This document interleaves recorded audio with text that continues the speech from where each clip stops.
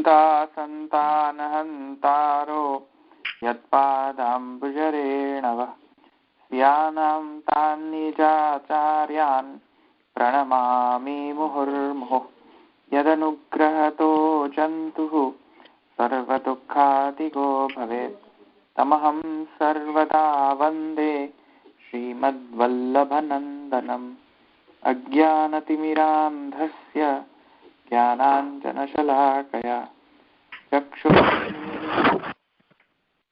तस्मै श्रीगुरवे नमः।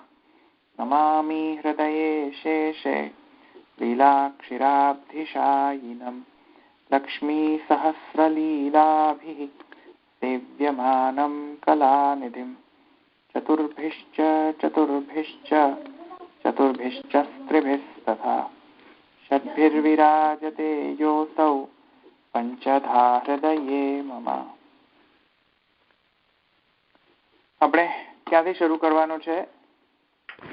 આપણે પેલું કાલે હતું ને અને આ કલ્પના લાગો ને કલ્પના કરો તો પેલા સમજાયું હતું, પાછું જરા કહી જશો પ્લીઝ? એટલે કલ્પના ગૌરવ અને કલ્પના લાઘવ એ ન્યાય શાસ્ત્રમાં આવતા દોષો છે. હવે એમાં કલ્પના ગૌરવ અને કલ્પના લાઘવ નો એવી રીતે છે કે કોઈ પણ તર્કમાં કોઈ પણ પ્રકારનો કલ્પના જયારે કરવામાં આવે તો જો સ્કોપની બહાર રહીને કલ્પના કરી લો તો કલ્પના ગૌરવ દોષ લાગે છે, અને સ્કોપમાં આવતા કલ્પનાને તમે રિસ્પેક્ટ પણ ના આપો તો કલ્પના લાઘવ દોષ લાગે છે. તો કલ્પનાનો જે રોલ જે છે તર્કમાં એ કંટ્રોલ્ડ સેન્સમાં હોવો જોઈએ. અનલિમિટેડ ટાઈપની કલ્પનાઓ કરીને તર્કમાં દોષો તર્ક જો કરવામાં આવે તો એ તર્ક દોષ થઈ જાય છે, અને કલ્પનાની કોઈ પણ પ્રકારનો પોસિબિલિટી ઝીરો કરી દેવામાં આવે તો એ પણ તર્કમાં દોષ કહેવાય છે. એનું ઉદાહરણ તમને જોઈને ઉદાહરણ છે એક, મને અત્યારે યાદ નથી આવતું. કલ્પના ગૌરવ અને કલ્પના લાઘવ નો ઉદાહરણ થી સારી રીતે સમજાય છે. એ ઉદાહરણ મને અત્યારે યાદ નથી આવતું, પણ હું તમને જોઈને નેક્સ્ટ ટાઈમ તમને ઉદાહરણ થી સમજાવીશ તો સમજવા. ટોપ ઓફ માય હેડ છે નહીં એક્ઝામ્પલ એકદમ, પણ એવી રીતે ઉદાહરણ એકદમ સિમ્પલ ઉદાહરણ હતું. મારે કોમ્પ્લિકેટેડ ઉદાહરણો નથી લેવા અત્યારે, પછી એમાં તમને સમજવામાં મુશ્કેલ થાય એટલે. પણ બેઝિકલી બ્રહ્મસૂત્રમાં પણ કલ્પના ગૌરવ લાઘવ દોષ આવતા હોય છે. જેવી રીતે જે બ્રહ્મનું વર્ણન ન હોય છતાં પણ આપણે બ્રહ્મ પરક બલાત્કાર પૂર્વકે આપણે ઘટાવીએ તો એને કલ્પના ગૌરવ કહેવાય. અને જ્યાં બ્રહ્મનું વર્ણન આવતું હોય ને આપણે માનીએ જ નહીં બ્રહ્મનું વર્ણન હઠના કારણે, તો કલ્પના ગૌરવ દોષ નહીં પણ કલ્પના લાઘવ દોષ આવતો લાઘવ કહેવાય. કલ્પના વધુ પડતી પણ નહીં કરવી જોઈએ, કલ્પના એકદમ ઓછી પણ નહીં કરવી જોઈએ, એકદમ કંટ્રોલ સેન્સમાં એને લિમિટમાં જોઈએ. એ તર્કનો નિયમ છે. તો એનો એક્ઝામ્પલ ન્યાય શાસ્ત્રમાં ન્યાય જે ગૌતમ ન્યાય સૂત્ર છે તેમાં સારી રીતે આપેલો છે ગૌતમે. અત્યારે મને યાદ નથી રહ્યો પણ અને તમે એકવાર લીધું પણ હતું જો કે યાદ નથી. મેં લીધું હતું જયારે ન્યાયશાસ્ત્રમાં મેં ન્યાય સૂત્ર લીધા હતા ત્યારે એમાં આ દોષો લીધા હતા મેં. અનવસ્થા, આત્માશ્રય દોષ, અન્યોન્યાશ્રય દોષ, ચક્રાશ્રય દોષ લીધા હતા મેં. વખતે આ પણ એક એમાંના દોષો હતા, કલ્પના લાઘવ કલ્પના ગૌરવ. બરાબર. આગળ જઈએ. હા હા, અધિકરણ અર્થ ને બધું પછી સમજાવશો ને ફરી વાર? ના સમજાવી દીધો અધિકરણ નો અર્થ. અચ્છા, એટલે અધિકરણ નો અર્થ. હા હા, પાદ નો અર્થ તો સમજ આવી ગયો ને? અધિકરણ. હા હા, પાદ નો અર્થ. હા હા, પાદ નો અર્થ સમજાયો. હા હા, અધિકરણ નો અર્થ. અધિકરણ નો અર્થ પણ મેં ગઈકાલે લીધો હતો, રાઈટ? ને તો લીધો? ના, કાલ નથી લીધો. એ બાકી. ઓકે ના, નથી લીધો. અચ્છા અચ્છા, એટલે આપણે પેલા જે 4 અંગો નથી લીધા ને, આપણે 5 અંગો. ના, વિષયો વિષય બાકી છે. 5 અંગો લીધા. અચ્છા, તો બાકી છે જો. હા, ઓકે ઓકે. વિષય બધું લેતર આવે ને. બરાબર. હા હા હા, એટલે હજુ તો બાકી છે. તો ચાલો, ઓકે. હજુ તો પાદ નો અર્થ ચાલી રહ્યો છે ને? હા હા હા. આપણે રશ્મિકારમાં હતા અને એમાં સમન્વયાનુકૂલ મતાંતર શ્રૌતતા ભ્રમજનક વાક્ય વિચાર ઇત્યત્ર વિચાર પદમ તાદૃશ સમન્વય લાક્ષણિકમ વા, ત્યાં આપણે સુધી અટક્યા હતા. હા હા.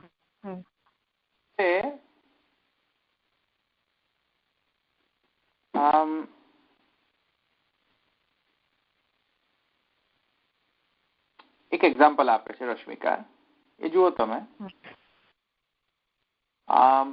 કઈ રીતે સમન્વયાનુકૂળ પણ હોય છતાં પણ તે શ્રૌતમત નથી, એ સાંખ્ય મત છે.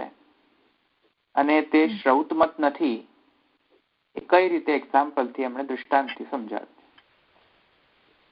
અથ પરાયયા તદક્ષરમ અધિગમ્યતે યત્તદ દ્રેશ્યમ અગ્રાહ્યમ અગોત્રમ અવર્ણમ અચક્ષુ અચક્ષુક્ષોત્રમ ઇત્યાદि વાક્યમ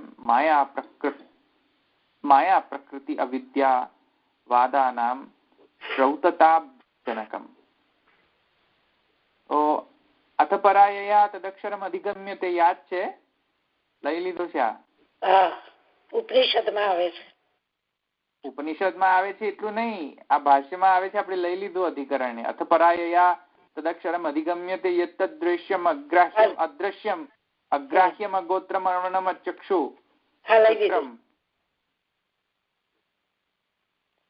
અદ્રશ્યમ અગ્રાહ્યમ હતું ને કે નહીં? અદ્રશ્યમ. અથ પરાયયા તદક્ષરમ અધિગમ્યતે. ચલો ફાઇન્ડ કરો કયો અધિકરણ હતો એ. ચક્ષુ વાળું હતું એમાં હતું. મારા ચક્ષુમાં જુઓ. ના, અથ પરાયયા તદક્ષરમ અધિગમ્યતે ફાઇન્ડ આઉટ કરો ક્યાં હતું.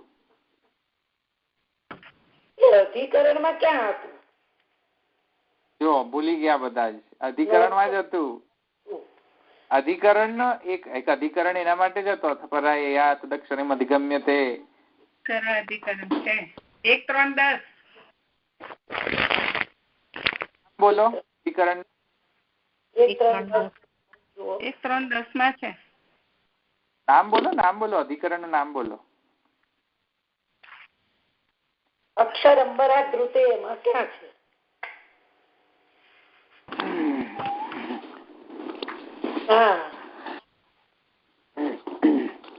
એમાં નથી.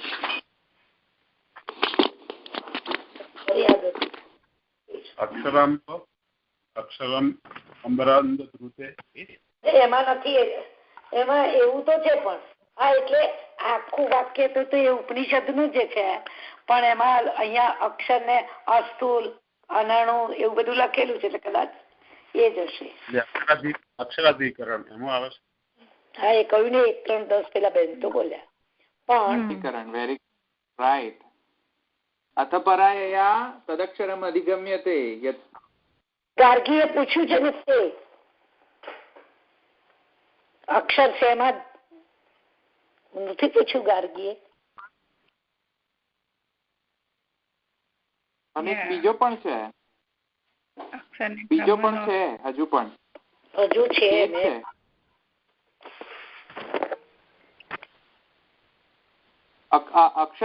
અક્ષરાધિકરણ તો છે જ, એબ્સોલ્યુટલી છે.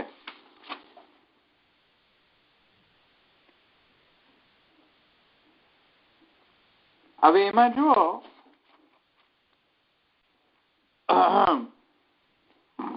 અક્ષરાધિકરણ ઇત્યાદિ જેટલા પણ જો એવા બીજા ઘણા અનેક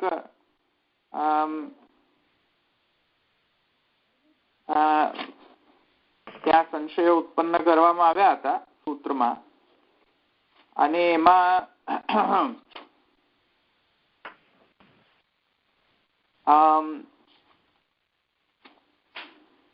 એક બીજો પણ સૂત્ર છે જો અહીંયા રશ્મિકાર ઈક્ષતિ સમન્વય સૂત્ર જે છે ઈક્ષત્યધિકરણ, એમાં પણ એ ટાંકે છે કે આ દ્રષ્ટાંતમાં સરખો અનુમાનિક શબ્દ સરખા છે એ રીતે બતાવેલું.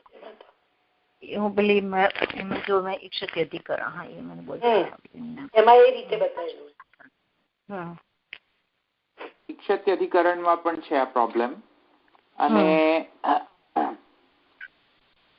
એક અથપરા યયા તદક્ષરે મધ્યગમ્યતે, આ 1 મિનિટ છે હજુ 1 સેકન્ડ, મેં બહુ જોયેલું. કયો હતો એ યાદ કરો. અથપરા યયા તદક્ષરમ અધિગમ્યતે હજુ છે એક બીજો પણ છે.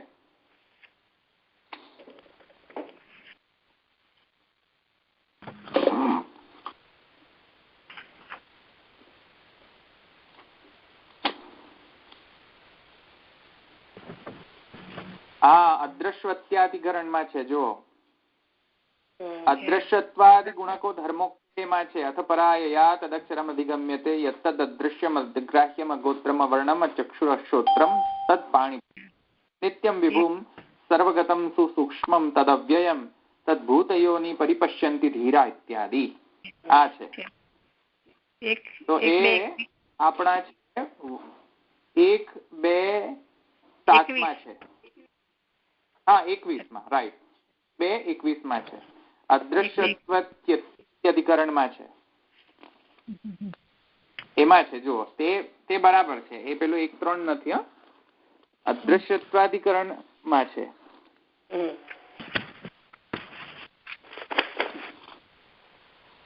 મળ્યો બધાને? અથપરા યયા તદક્ષરીમ અધિગમ્યતે એ મળ્યું ને? મુંડકમાં છે, મુંડક.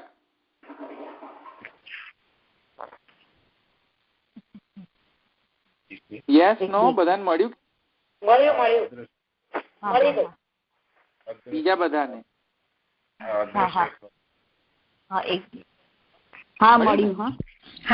ઓકે. હા, તો જો અહીં અંદર જો પાછું ફરી પાછળ જાઓ તો થોડુંક સમજાય છે આ રશ્મિકાર શું કહે છે. જો કહે છે કિમેશામ સાંખ્ય મત વિદ્યા બ્રહ્મ વિદ્યા વા, છે ને? જો મુંડકે હિ શ્રૂયતે કસ્મિન્નુ ભગવતો વિજ્ઞાતેતિ પૃષ્ઠે દ્વે વિદ્યે વેદિતવ્યે પરે ચ અપરે ચ, છે ને? પરવિદ્યા અપર વિદ્યા દ્વે વિદ્યે વેદિતવ્યે. યાદ આવે છે બધું? હા,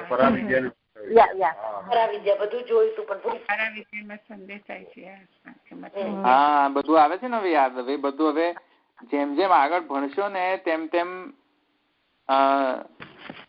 યાદ રાખવું. હા, યાદ રાખવું પડશે હવે આ બધું. જેમ આગળના સૂત્રો પાછળ એપ્લાય કરીએ તેમાં આમાંય બધું હોય છે. એવું જ સંસ્કૃત જેવું જ આવ્યું કેમ? હવે સંસ્કૃતમાં બધા સૂત્રો એપ્લાય થાય છે ને એમાં આમાંય થાય છે.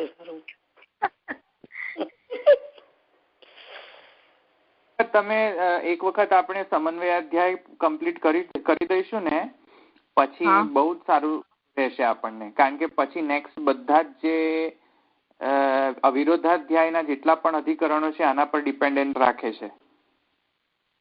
એટલે આ બહુ ઇમ્પોર્ટન્ટ છે સમન્વય અધ્યાય. સમન્વય કરેલો છે, બરાબર છે. એટલે હવે તમે જુઓ પછી તમે ઉપનિષદ વાંચશો ને હવે તો તમને ફટાફટ હવે ધ્યાનમાં આવશે આ બધું જલ્દી. તમને બહુ એક્સપ્લેનેશન ની બહુ જરૂર નહીં પડે આ બધાની. એટલે યાદ રાખો. હા, થોડું યાદ રાખો. આમ તો મને ખબર છે કે બધું યાદ નહીં રહી શકે, પણ થોડું શું છે કે અધિકરણ અર્થ જોઈ લેવાનો. બધું બહુ નહીં જોવાનું, પણ અધિકરણ અર્થ રોજ થોડુંક એક અધિકરણ અર્થ જોઈ લેવાનો. 5 અંગો જોઈ લેવાના. સમજમાં આવ્યું? જરા સારું રહેશે.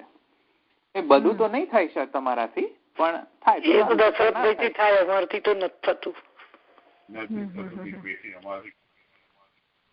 અધિકરણાર્થ લઈ લેવાનો. ઓકે, ચાલો. તો મુંડકે हि श्रूयते, जो अदृश्यवाक्याधिकरणમાં જો मुंडके हि श्रूयते कस्मिन्नु भगवतो कस्मिन्नु भगवो विज्ञात इति पृष्ठे.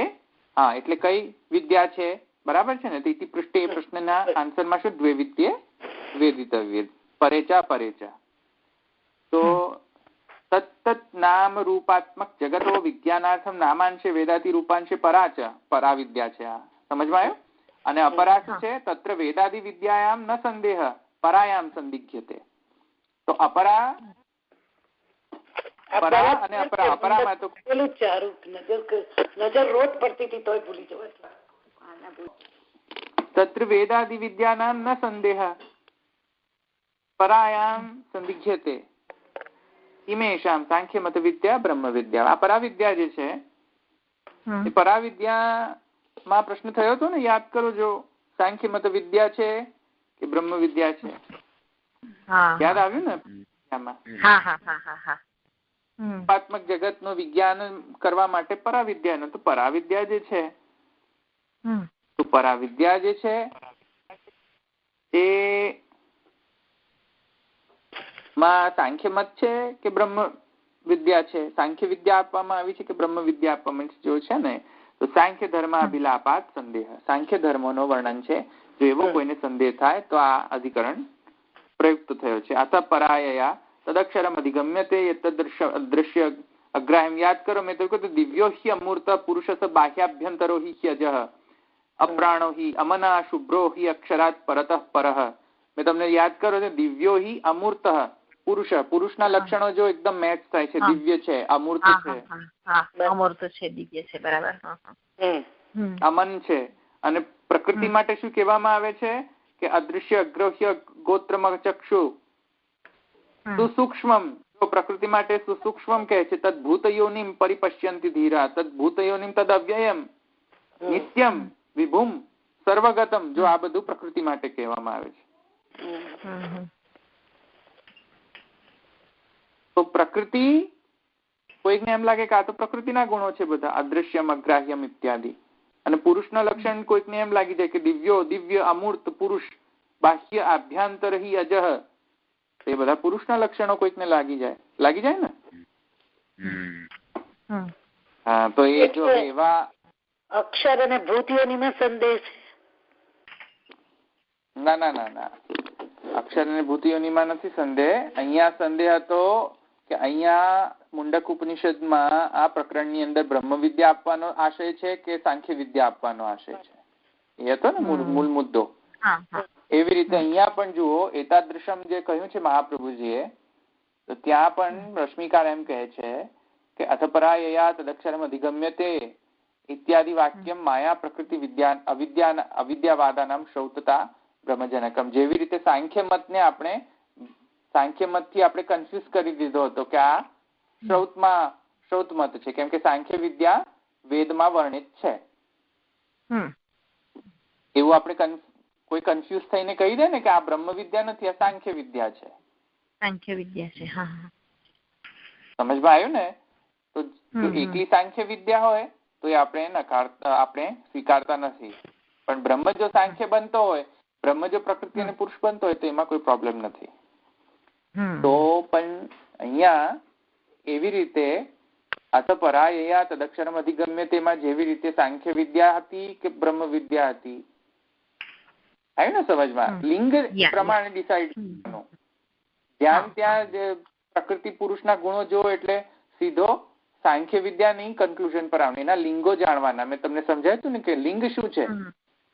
શ્રુતિલિંગ વાક્ય, શ્રુતિલિંગ પ્રકરણ વાક્ય સમાખ્યાના, એવી રીતે અર્થ કરો. લિંગ કયા છે, લિંગ જેવા હોય એવી રીતે અર્થ ડિસાઈડ કરો.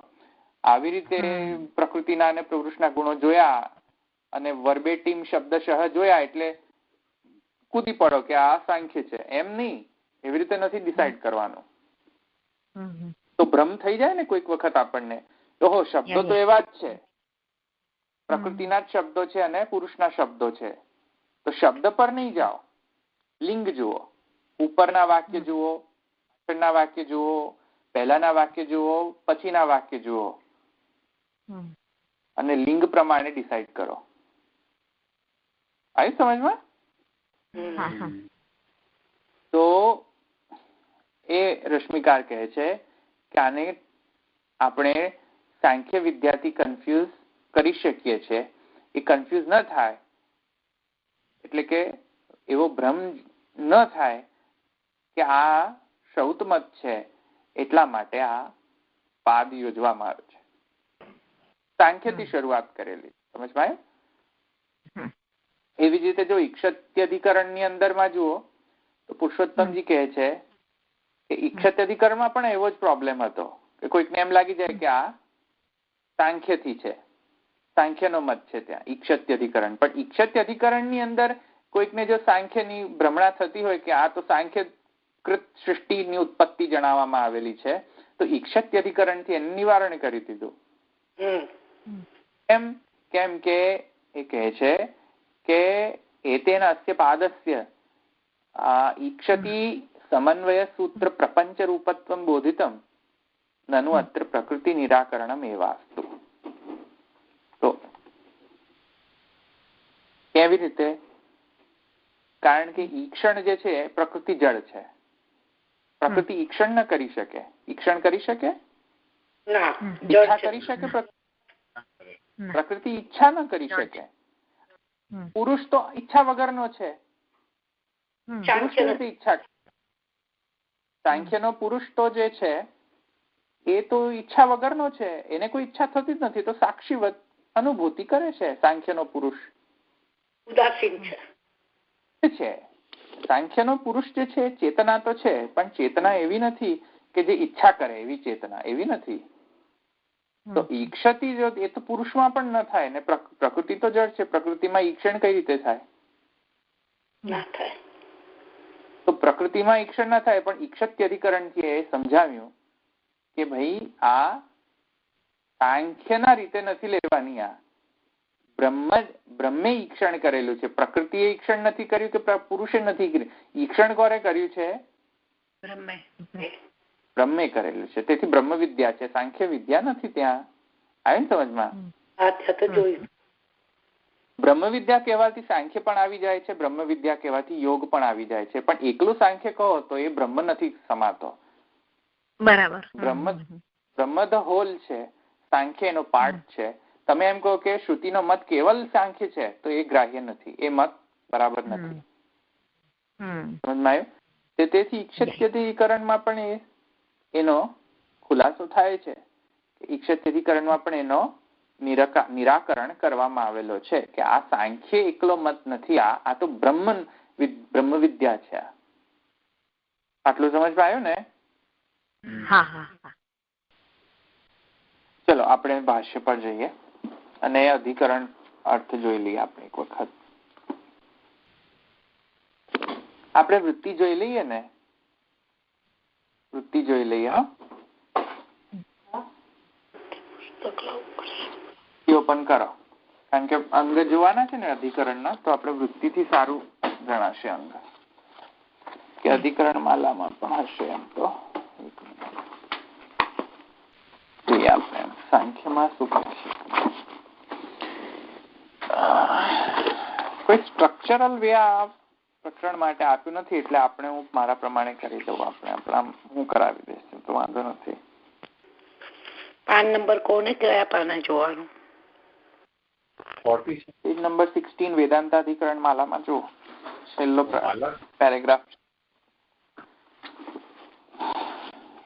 પેરેગ્રાફ છે ને એ જો મળે. તત્ર પ્રથમસ્ય સપ્તસૂત્રસ્યાનુમાનિકાધિકરણસ્ય પ્રથમ સૂત્રે આનુમાનિકા અધિકરણ છે. હવે આનું નામ આનુમાનિકા અધિકરણ કેમ કહ્યું છે પેલા જોઈ લઈએ. વિષય જોઈ લઈએ તો ખબર પડશે. વિષય પહેલા ફર્સ્ટ આપણો અંગ વિષય છે એ જોઈ લઈએ. વિષય છે આપણો કઠોપનિષદ નો કાઠક જે છે એને કાઠક કહે છે. કઠોપનિષદ કાઠક. તો કઠોપનિષદની આ જે શ્રુતિ છે તેમાં આપણો આ વિષય છે, તે આપણો વિષય છે આપણો. અને કહે છે ઇન્દ્રિયેભ્યઃ પરાહ્યર્થા અર્થેભ્યશ્ચ પરમ મનઃ મનસસ્તુ પરા બુદ્ધિઃ બુદ્ધેરાત્મા મહાન પરઃ મહતઃ પરમ અવ્યક્તમ અવ્યક્તાત્ પરઃ પુરુષાન્ન પરમ કિંચિત સા કાષ્ઠા સા પરાગતિ ઇતિ કાઠકે શ્રુતે કાઠકે શ્રૂયતે. આ આપણો વિષય છે. હવે વિષયને આપણે શ્રુતિને આપણે સમજો પહેલા, પછી આ આનુમાનિક કેમ શબ્દ છે પછી સમજમાં આવશે. અહીંયા કહે છે જો વિષય જે છે કઠોપનિષદમાં કહે છે ઇન્દ્રિયેભ્યઃ પરાહ્યર્થા. ઇન્દ્રિયોથી પર જે છે તે અર્થો છે. ઇન્દ્રિયેભ્યઃ પરાહ્યર્થા. હવે ઇન્દ્રિય પ્રાતિપદિક છે ને, ઇન્દ્રિયેભ્યઃ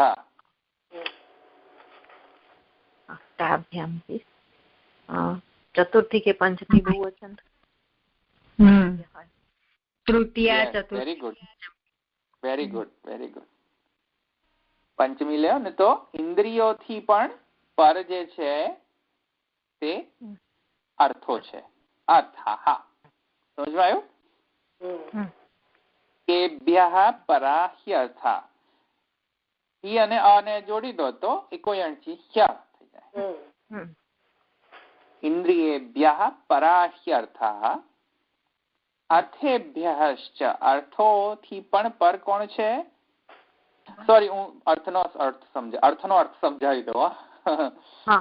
ઇન્દ્રિયેભ્યઃ પરાહ્યર્થા એટલે કે ઇન્દ્રિયોથી પણ જે પર છે, એટલે કે એક્સિલન્ટ ફિનોમિના જે હોય, ઇન્દ્રિયોથી ફિનોમિના કોણ છે? અર્થો છે. અર્થો, હા. અને અર્થોનો મતલબ અહીંયા છે વિષયો. ઓકે, તો જે ઇન્દ્રિયો ગ્રહણ કરે છે વિષયોને, ઇન્દ્રિય પરાહ્યર્થા અર્થેભ્યશ્ચ પરમ મનઃ. અર્થથી પર કોણ છે? મન. મન જ્યાં જાય ત્યાં બધે કોન્સન્ટ્રેશન થાય. તો ઇન્દ્રિયેભ્યશ્ચ પરમ મનઃ. મનસસ્તુ. મનથી પણ કોણ છે? પર બુદ્ધિ.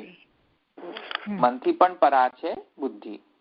બુદ્ધેઃ આત્મા પરા મહાન પર. તો બુદ્ધિથી પણ મહાન કોણ છે? આત્મા. આત્માથી પણ પર કોણ છે? મહાન પર મહત. આત્માથી પણ મહાન કોણ છે? તત્વ. આપણું જે સાંખ્યમાં મહત તત્વ આવે છે ને, જે આપણે તૃતીય સ્કંદમાં જોયું ને, મહત સાંખ્યમાં આવ્યું હતું મહત તત્વ, એ મહત તત્વ. પછી મહત થી પણ મહત કોણ છે? મહત થી પણ મહત છે અવ્યક્ત. એટલે અક્ષર અથવા અવ્યક્ત કહીશું. અવ્યક્તાત પુરુષ પરઃ. અવ્યક્ત થી પણ કોણ છે? વિરાટ પુરુષ. પુરુષાન ન પરમ કિંચિત. એ પુરુષ થી કોઈ પર નથી.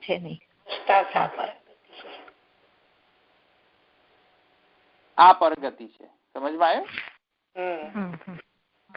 શ્રુતિ છે. આપણું વિષય વાક્ય છે. હવે અહીંયા જો એવી રીતે ડિસ્ક્રિપ્શન છે, શબ્દો જુઓ તમે તો શબ્દો બધા સાંખ્યના લાગે આપણને કે અચ્છા જો ઇન્દ્રિયો, અર્થો, મન, બુદ્ધિ, આત્મા, મહત તત્વ બધું જ સાંખ્યના જ શબ્દો છે. જો ટર્મિનોલોજી બધી જ. પુરુષ, પ્રકૃતિ છે ને, પ્રકૃતિને પરમ અવ્યક્ત કહે છે. જો અવ્યક્ત એટલે શું? પ્રકૃતિ, સૂક્ષ્મ પ્રકૃતિ, પ્રધાન પ્રકૃતિ કહેવાય એને. અવ્યક્ત એટલે, અને પુરુષ પરઃ, પુરુષ એટલે સાંખ્યનો પત્યું કામ. બધા જ આવી ગયા ને સાંખ્યના તત્વો મુખ્ય. તો અહીંયા સાંખ્યનો વિદ્યા છે કે બ્રહ્મ વિદ્યા છે? હવે આ પ્રશ્ન આવ્યો ને. જો અહીંયા ડિસ્ક્રિપ્શન જ જુઓ તમે વિષયનો, બધા શબ્દો તો સાંખ્યના વાપરેલા છે, ટર્મિનોલોજીસ બધી. અને અવ્યક્ત નો મતલબ તો પ્રકૃતિ છે. પ્રકૃતિની તો એ જ ગુણ જ છે કે અવ્યક્ત હોય છે તે પ્રકૃતિ.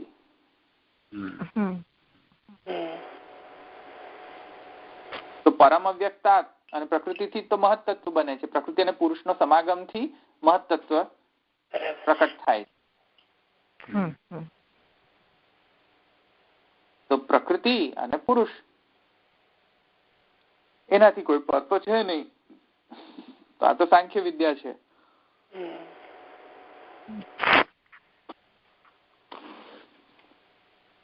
આ સમજમાં આવ્યું ને? તો આ સંચય છે.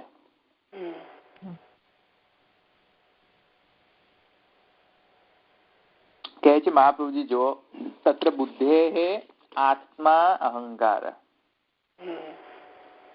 બુદ્ધિથી આત્મા અહંકાર થી, આ જે બુદ્ધિથી આત્મા જે કહ્યું ને એમાં બંને જ સમજી લેવાના. બુદ્ધિથી આત્મા અને અહંકાર બંને સમજી લો. એટલે અહંકાર પણ અંદર આવી ગયો ને.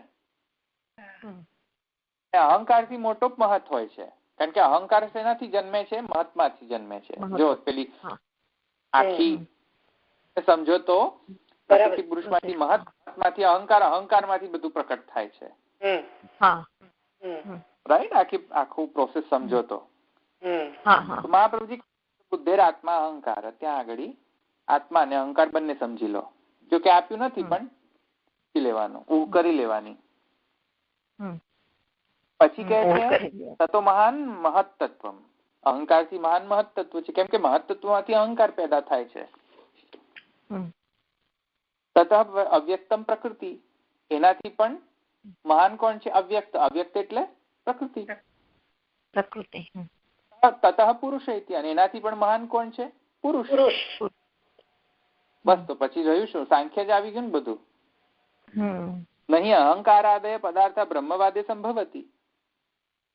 અને પૂર્વ પક્ષી એમ કહે છે કે આ તો સાંખ્ય જ છે. કેમ સાંખ્ય છે? કેમ કે અહંકાર આદિ પદાર્થો બ્રહ્મવાદમાં સંભવતા જ નથી, એમ પૂર્વ પક્ષીનું માનવું છે. તસ્માદ એવ જાતીયકેષુ તન્મત પદાર્થાનામ શ્રવણાન માયા પ્રકૃતિ અવિદ્યાદિવાદા આપી શ્રૌતા ઇતિ ચેત. અને જો આવું કન્સિડર કરી લઈએ કે આ સાંખ્ય છે, તો પછી બીજી બધી પેલો ગેટ ખોલે તો બકરું કાઢતા ઊંટ ઘૂસી જાય ને. એવી રીતે એક બકરું કાઢ્યું, ઘૂસવા દીધું, બકરું ને ઘૂસવા દીધી અંદર, તો ગેટ ખોલ્યો તો ઊંટડું પેસી જાય અંદર. એવી રીતે વાદ ને અલાવ કરો ને તમે કે સાંખ્ય મત છે, વૈદિક મત છે, તો પછી પાછળ ઊંટડું પણ આવશે. કયો ઊંટ આવશે? માયાવાદ પણ આવશે ને અવિદ્યાવાદ પણ આવશે ને બધું જ આવશે. ઊંટડાઓ બધા ઘૂસી જશે અંદર. સમજમાં આવ્યું? જરાક તમે ગેટ આપો ને તો બધું ઘૂસી જાય. તો એવી રીતે ઘૂસી જાય પછી બધા વાદો અંદર. જરાક થોડોક અંદર અવકાશ રાખો ને એટલે બધા વાદો પછી ઘૂસી જાય અંદર. તેવી રીતે જો તમે સાંખ્ય મત ને અલાવ કરશો આ ટાણે તો બધા જ પછી ઘૂસી જશે અંદર, બધા જ વાદો. પછી બધાને શ્રૌત ગણવા પડશે. અવિદ્યાવાદ પણ શ્રૌત ગણવો પડશે, અને પ્રકૃતિવાદ પણ શ્રૌત ગણવો પડશે, અને માયાવાદ પણ શ્રૌત ગણવો પડે. ગણીશો? નહીં ગણી શકાય. તો શ્રવણાન તો અપી શ્રૌતા ઇતિ ચેત, તો પછી બધા જ શ્રૌત થઈ જશે, શ્રૌત મત થઈ જશે બધા જ. ઇતિ ચેત ન કહે છે ના, આમ નહીં. હવે સિદ્ધાંત પક્ષ છે. સમજમાં આવ્યું? તો કયો વિષયશ્ચૈવ પૂર્વ પક્ષ, હવે તથા ઉત્તર, માં ઉત્તર પક્ષ ચાલે છે. તો કહે છે શબ્દ સામ્ય માત્રે ન તન્મતમ સિદ્ધ્યતિ. પહેલા તો એમ એક વાત સમજો કે એક શબ્દોની સામ્યતાના કારણે કઈ મતોની સિદ્ધિ થતી નથી કે આ મત કોનો છે કે ક્યાંનો. લિંગ જાણો તમે, મત શબ્દથી મેચિંગ થાય તો શબ્દ સામ્ય માત્રેણ ન તન્મતમ સિદ્ધ્યતિ. શબ્દ સામ્યથી માત્રથી જ કઈ કન્ક્લુઝન પર ન પહોંચી જવાય. ઉપર નીચે જોવો તો ખરા પહેલા. સંદિગ્ધાનામ પદાર્થાનામ પૌર્વાપર્યેણ નિર્ણય. મહાપ્રભુજી કહે છે કે જો સંદિગ્ધ હોય કોઈ પદાર્થ તો શબ્દ તો ઠીક છે, શબ્દનો તો આશ્રય લેવો જોઈએ, પણ શબ્દનો આશ્રય એવી રીતે લેવો જોઈએ કે આખા પ્રકરણનો અર્થ બેસતો હોવો જોઈએ, આગળ પાછળ પૂર્વ અને પર. એનો તમે સંધિ કરો તો પૌર્વાપર્યેણ થશે. તો પૂર્વ અને પર, પૂર્વ પર સાથે લઈને સમજો તો બધાનું અનકોન્ટ્રાડિક્ટરી મિનિંગ જે આવતું હોય એ મિનિંગ ગ્રહણ કરવો જોઈએ. એવું નથી કે શ્રુતિ અર્થ બલવતી તો શ્રૌત અર્થ બલવતી તો પછી બીજા જાય ભાડમાં, પછી ઉપર એનો અર્થ સિદ્ધ થતો હોય કે ન થતો હોય. શ્રુતિ અર્થ બલવાન, શ્રુતિ અર્થ બલવાન ભાઈ સાહેબ, અર્થ બલવાન પણ પછી એના કારણે પ્રકરણ જ સિદ્ધ નથી થતો. પ્રકરણ નથી સિદ્ધ થતો, વાક્ય નથી થતું, કશું સિદ્ધ જ નથી થતું, તો શ્રુત્યર્થ કઈ રીતે તે વખતે બલવાન ગણાય? તે વખતે શ્રુત્યર્થ બલવાન ન ગણાય, પછી એની બીજી એનો જે નેક્સ્ટ જે અર્થ જે છે લિંગ એ હવે બલવાન ગણાશે.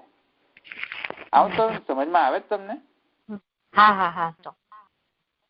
શ્રુતિનો શબ્દનો અર્થ બલવતી છે, વાત સાચી છે, બલવતી છે, પણ શબ્દનો અર્થ લેશો પછી આગળના વાક્ય સાથે એક વાક્યતા નહીં થાય, પાછળના વાક્ય સાથે એક વાક્યતા નહીં થાય, તો એવા શ્રુત્યર્થને કરવાનું શું?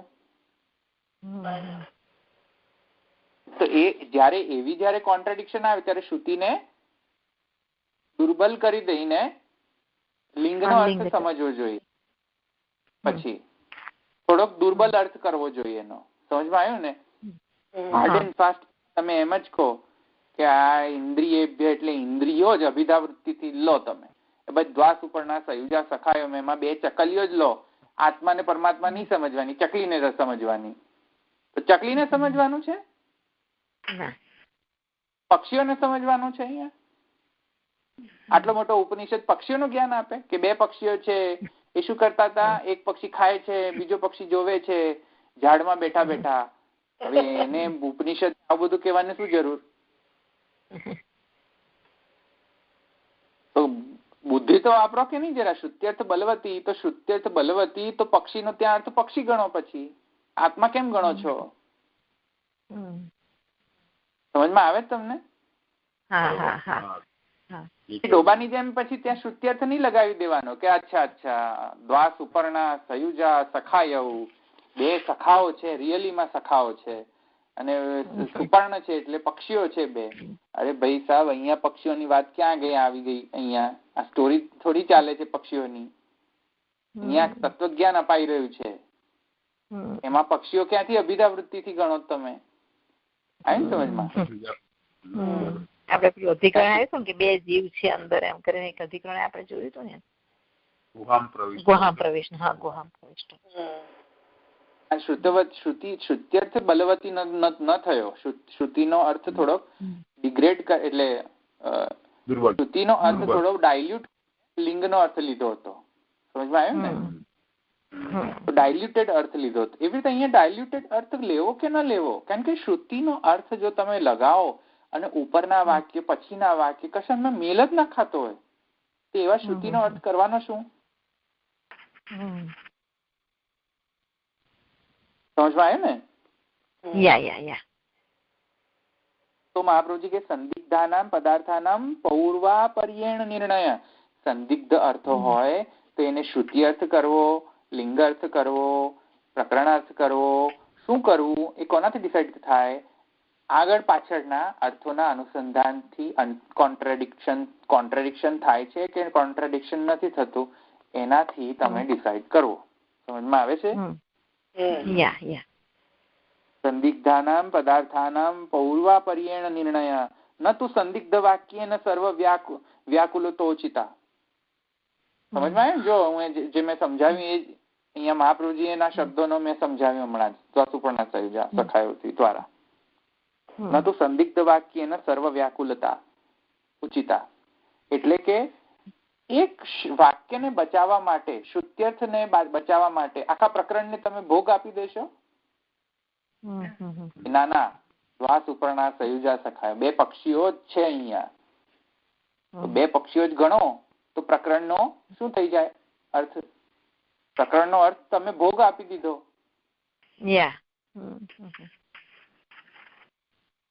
અધવચ્ચે બધો પ્રકરણ ચાલતો તો આત્મા પરમાત્માનો, અધવચ્ચે વાંચો આવી ગયું એકદમ પક્ષીઓનું સ્ટોરી આવી ગઈ, એમ કહો કે ના ના તો પક્ષીની જ સ્ટોરી છે, તો ભાઈ સાહેબ તો પ્રકરણનો તો આખો રસાભાસ આવી ગયો. સમજમાં આવે ને તમને? સર્વ વ્યાકુલતા આખા પ્રકરણને વ્યાકુલ કરી દો તમે, એક વાક્યનો તમે છોડો નહીં અર્થ. એક વાક્યનો અર્થ કરવા માટે આખા પ્રકરણની બલિ આપી દેવાની. સર્વ વ્યાકુલતો ઉચિતા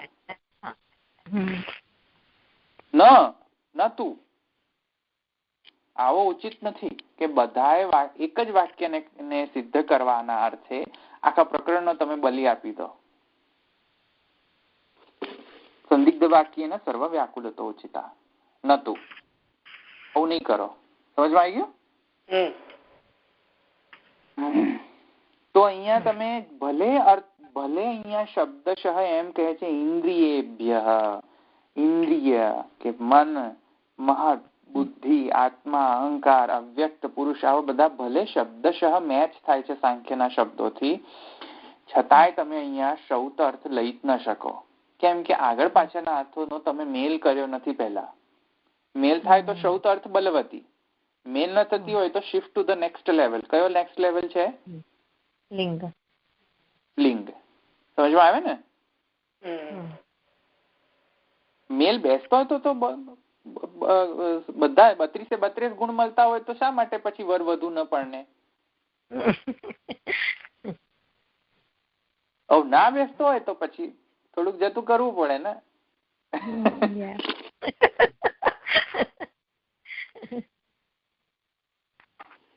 તો મેલ બેસે તો કશો વાંધો નથી, બહુ ઘણું સારું છે. મેલ ના બેસતો હોય તો લિંગ પર જાઓ, લિંગ અર્થ સમજો. ઓકે, હવે જુઓ તો અત્રહિ સંદિગ્ધાનામ પદાર્થાનામ પૌર્વાપરિયણ નિર્ણય ન તો સંદિગ્ધ વાક્યના સર્વ વ્યાકુલતોચિતા. આવું ઉચિત નથી, આવું નહીં કરો. આવી રીતે ઇન્ટરપ્રિટેશન વેદનું નહીં કરવાનું.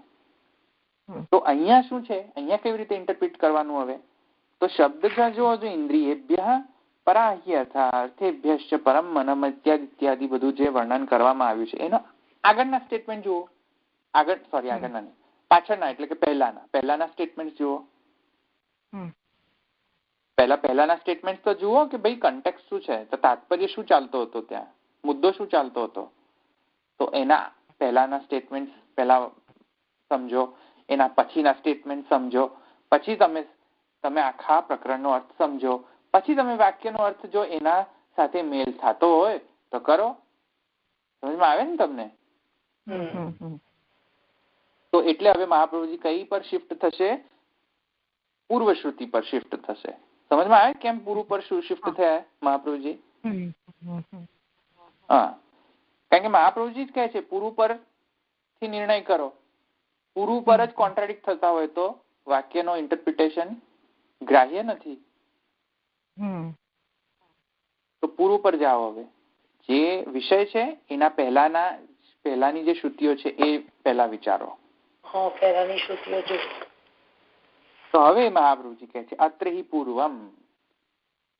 અહીંયા તો પૂર્વમાં હિ શબ્દ છે. જો અત્ર હિ પૂર્વમ, અહીંયા પહેલા તો પ્રમાણ પ્રસિદ્ધ છે. શું છે?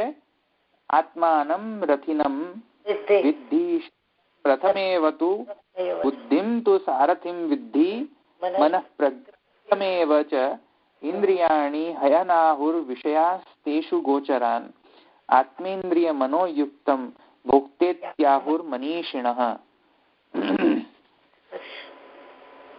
આવી રીતે પહેલાના શ્રુતિઓ છે, એની પહેલાની.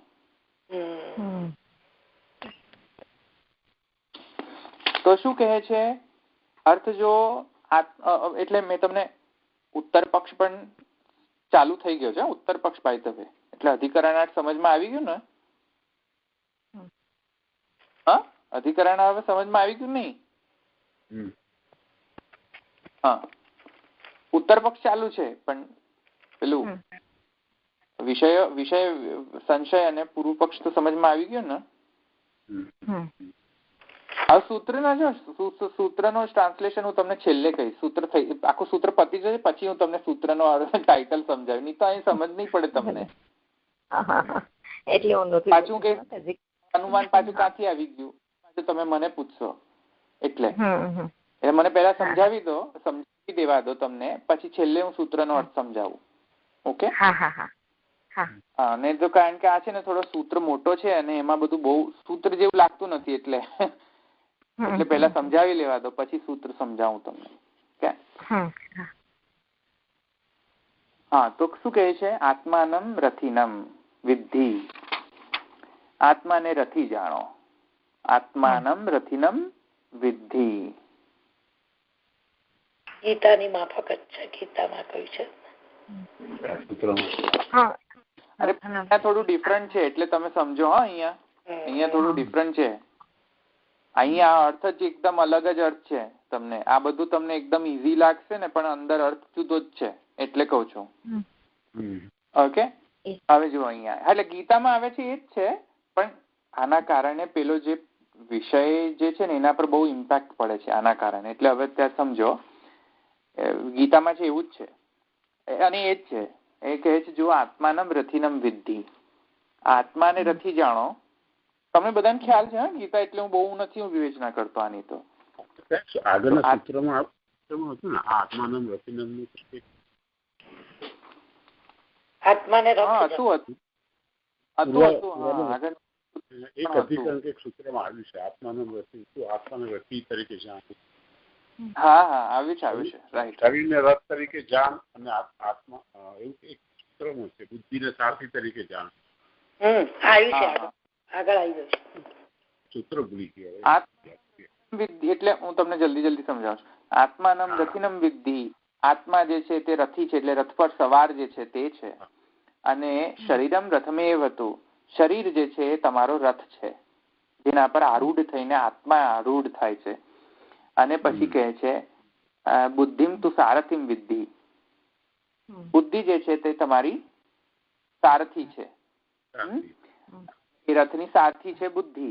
અને બુદ્ધને હાંકનાર પછી કહે છે જો બુદ્ધિમ તુ સારથિમ વિદ્ધિ મન પ્રગ્રહમેવ ચ.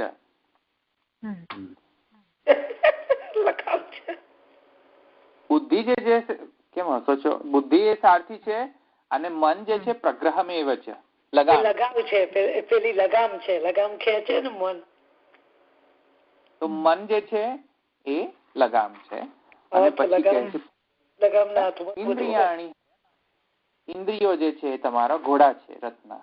હય છે, હયો એટલે ઘોડો. હા, તો ક્યાં ગયું પાછું? હા, ઇન્દ્રિયાણી હયનાહુ વિષયાસ્તેષુ ગોચરાન. અને વિષયો જે છે એ તેમને જવાનો રસ્તો છે. આત્મેન્દ્રિય મનોયુક્તમ. એવી રીતે આત્મા, ઇન્દ્રિયો અને મનથી યુક્તને ભોક્તે રીત્યાહુ મનીષિણ. આવી રીતે વિદ્વાનોએ એને ભોગતા કહેલો છે. સમજ પાડ્યું? આવી રીતે જાણવું. મનીષિણ એટલા એને મનીષિણ પણ. એટલે મનીષીઓ જે છે, મનીષીઓ અહીંયા શબ્દ છે સ્કોલર. હા, મનીષી એટલે scholar. Scholar. The one who is very scholarly is called as Manishina. Manishi, sorry. तो स्कॉलर से मनीषिण. સ્કોલર તો શું કહે છે આને ભોગતા ગણાવે છે. ઓકે, તો ભોગતે ત્યાહુ મનીષિણ. આવું પૂર્વ શ્રુતિ કહે છે. પછી કહે છે તદनु ચત્વારી વાક્યાની યસ્તુ અવિજ્ઞાન વા નિત્યાદિ તદ ઇન્દ્રિયેભ્યઃ પરાઃ ઇતિ તત્ર પૂર્વ સંબંધ એવ અર્થ ઉચિતઃ શરીર રૂપક વિન્યસ્તત ગૃહીતે. હવે અહીંયા રૂપકનો હવે અહીંયા અર્થ આવશે. અહીંયા રાખીએ આપણે. અહીંયા ઓલરેડી ટાઈમ થઈ ગયો છે, 9 વાગી ગયા છે. આપણે આ કમ્પ્લીટ કરી લઈશું નેક્સ્ટ ટાઈમ. આ સૂત્ર પૂરું થઈ જશે નેક્સ્ટ ટાઈમ. અહીં રાખીએ આપણે. પછી સમય કાલે સોમવાર છે જવાનું. આમ તો આ ઈઝી છે આ પ્રકરણ. બહુ મોટું નથી, બહુ સારું છે. થોડું સાંભળીને પાછું ના બીજા સુષુપ્તિ ઉત્ક્રાંતિ ઓર ભેદેન ના કમ્પેરિઝન માં તો ઈઝી છે એમ કહું છું. હા એના કમ્પેરિઝન બહુ ઈઝી છે. ટફેસ્ટ તો મને લાગે છે કે આ સુષુપ્તિ ઉત્ક્રાંતિ ઓર ભેદેન જ આવ્યો છે, રાઈટ? ટફમાં ટફેસ્ટ છે. વધારે માથા પચ્ચી કરવામાં આવી હતી. વિસ્તારમાં પણ વધારે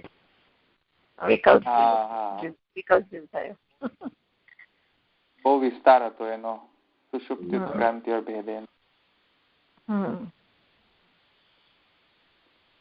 કેટલા આપણે આઈ થિંક 6 સેશન થઈ ગયા હશે સુષુપ્તિના.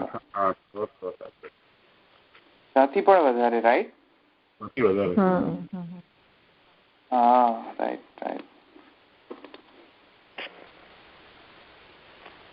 દ્રઢૈના ચરણ કેરો ભરોસો, દ્રઢૈના ચરણ કેરો વલ્લભ નખ ચંદ્ર ચટાબિન જગમા જય દેરો ભરોસો, દ્રઢૈના ચરણ કેરો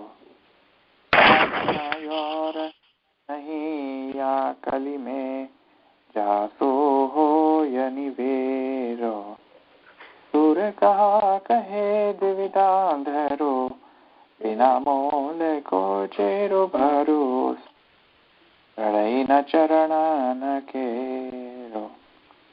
શ્રી વલ્લભાધીશ કી જય. શ્રી ગોપીનાથ પ્રભુ ચરણ કી જય. ગુસાઈજી જય. સુંદરશ્રી અમને મહારાણી કી જય. આજે યમુનાજી નો અને શ્રી અરુણાજી ના ઉત્સવ ની પણ